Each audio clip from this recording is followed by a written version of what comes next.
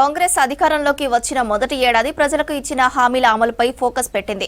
ఇచ్చిన మాట నిలబెట్టుకునేలా సంక్షేమ పథకాలు అమలు చేయడంతో పాటు రాష్ట్ర అభివృద్ధిపై ఫోకస్ పెట్టింది. 2025 స్టార్టింగ్ నుంచి మరింత దూకుడుగా ముందుకు పోయేలా ప్రణాళికలు వేసుకుంటోంది. కొత్త ఏడాదిలో ప్రజలకు మరింత చేరువ కావాలని చూస్తుంది రాష్ట్ర సర్కార్. ఇందుకోసం కొత్త పథకాలు, ఉన్న పథకాల అమలుపై స్పెషల్ ఫోకస్ పెట్టింది. ఇప్పటికే గత ఎన్నికల్లో ఇచ్చిన హామీల అమలుకు కృషి చేస్తోంది. ఎన్నికల ముందు ప్రజలకు ఇచ్చిన హామీలను ఒక్కొక్కటి అమలు చేస్తూ ముందుకెళ్తోంది సర్కార్. ఇక మరోవైపు అభివృద్ధి కార్యక్రమాలు, సంక్షేమ పథకాల అమలులో మరింత స్పీడ్ పెంచేలా ప్లాన్ చేస్తుంది కాంగ్రెస్. అధికారంలోకి వచ్చిన ఏడాదిలోపు రాష్ట్ర ఆర్థిక పరిస్థితి ఆధారంగా ఒక్కో పథకం అమలు చేస్తూ జాగ్రత్తగా ముందుకెళ్తోంది.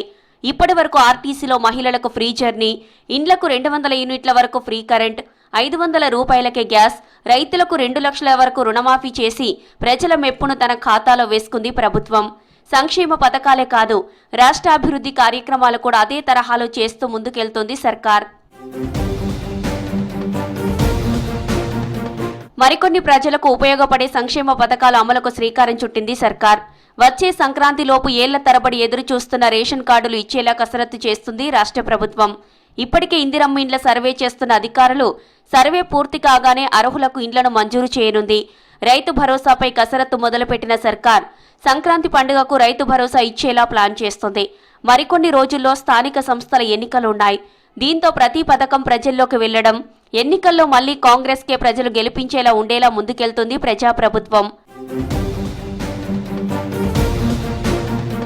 మొత్తానికి 2025ను మరింత సవాలుగా తీసుకుని ప్రజల మెప్పు పొందడమే లక్ష్యంగా ముందుకెళ్తుంది రేవంత్ ప్రభుత్వం.